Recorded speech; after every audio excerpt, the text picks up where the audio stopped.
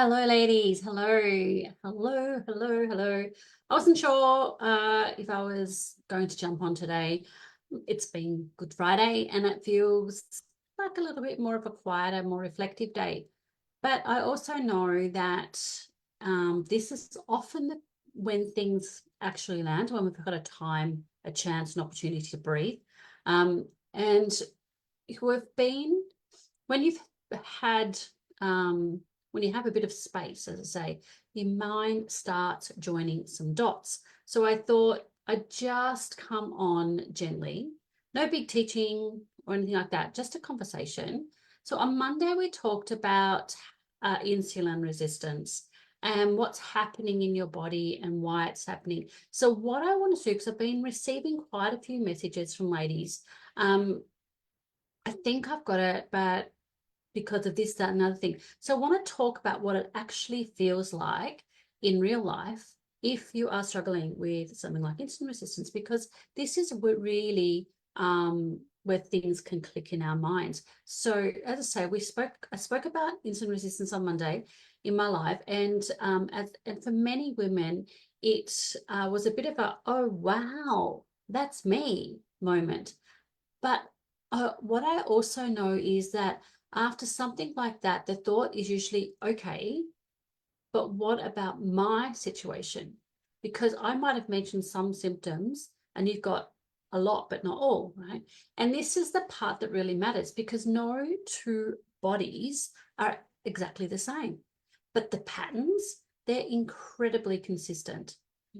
So if you found yourself this week thinking things like, I don't actually eat that much, so why am I gaining weight? Or why do I feel okay in the morning and then crash mid-afternoon? Or I'm trying low carb, fasting, eating clean, but nothing is shifting. I just want you to know you're not alone. I hear this every single week, and I have been there myself, right? So what I want you to think about, does this sound like you? You wake up, you're not really hungry, but you just have a coffee. Then suddenly, mid-morning, you're starving or shaky or thinking about food constantly. Or what about this? Does this sound like you? You eat what feels like a good meal, and then you're hungry again in 1 to 2 hours. You want something sweet. You feel like what you had didn't hit the spot. Is that you? Or this is a big one, mid-afternoon, 3 o'clock, energy drops, brain fog kicks in. You reach for something quick and you feel like you need something, not because you're weak, but because your blood sugar has dropped. Then in the evenings, cravings increase. You want something sweet. You feel like you've been good all day. A lot of people say to me, no, I don't want, I have to have something sweet. I have to finish with something sweet. And this is where a lot of women blame themselves, but this is often just the loop playing out. So this is the one, what I want to mention is what if surprises a lot of women. Waking at 2 to 4 a.m., feeling wired, needing something to eat. That is also a sign that your blood sugar is unstable. So if you're listening to this and thinking, this is literally my day, right? I want you to hear this. This is not random. This is not you failing. This is a pattern, and patterns can be understood. And what I want you to understand is, without overcomplicating it, is that your body is always trying to keep you stable, even when it doesn't feel like it. So if your blood sugar is fluctuating, if your stress levels are elevated, if your sleep is disrupted, your hormones are shifting, your body will adapt to protect you. And sometimes that can look like storing more, craving more, slowing things down. Not because it's working against you, but because it's trying to work for you with the information it has. Yeah, as I say, the body's always scanning for safety. So, as I said, what we talked about on Monday was how your body becomes less sensitive to insulin in midlife, how that creates those spikes and crashes. So what you're feeling right now is not separate from that. It's the experience of it.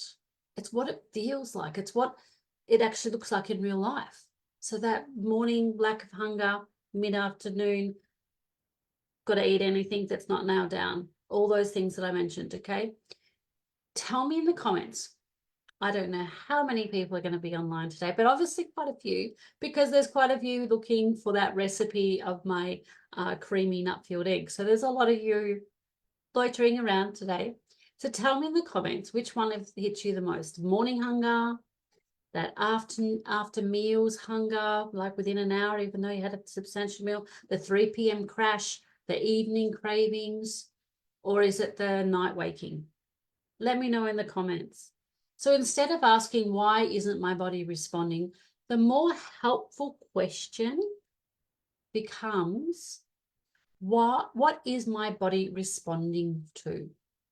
Is it long gaps without food? Is it constant grazing? Is it stress that never really switches off? Is it inconsistent sleep? The 3 p.m. crashes me out. Facebook is showing me some comments. Unbelievable. Because once you see the pattern, you can start to gently shift it. And Mia, we are certainly working on that with you, with that we've got that on our plan together. All right.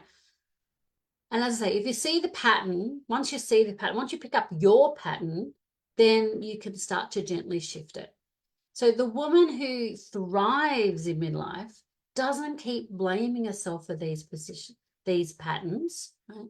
She gets curious about them. She understands that her body is responding to something, not working against her. It's just trying to figure out what that trigger is for you.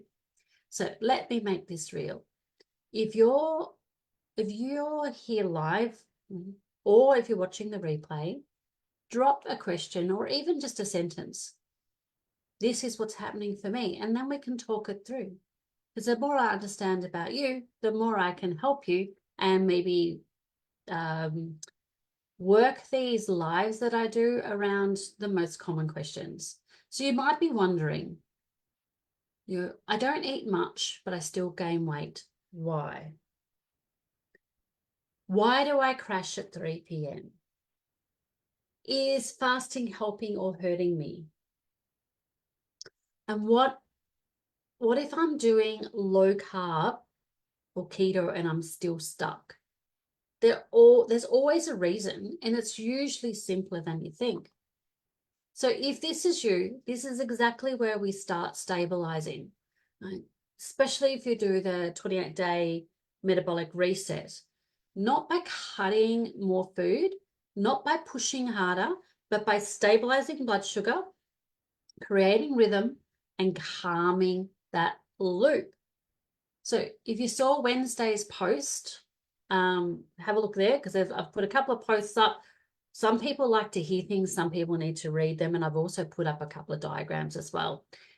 And if you want to know more about the 28-day reset, just send me a DM, reset. I'll send you some information. But I think today is a really nice reminder of something.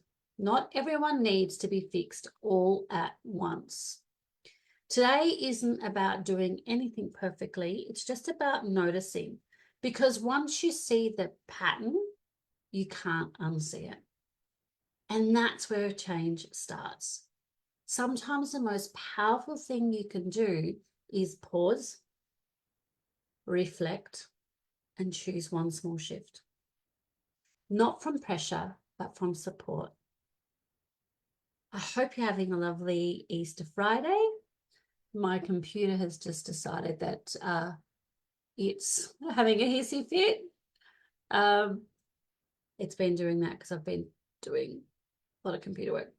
So if this week has made sense, I think I need a bit more structure. a bit more guidance. That's exactly why I created the 28-day reset.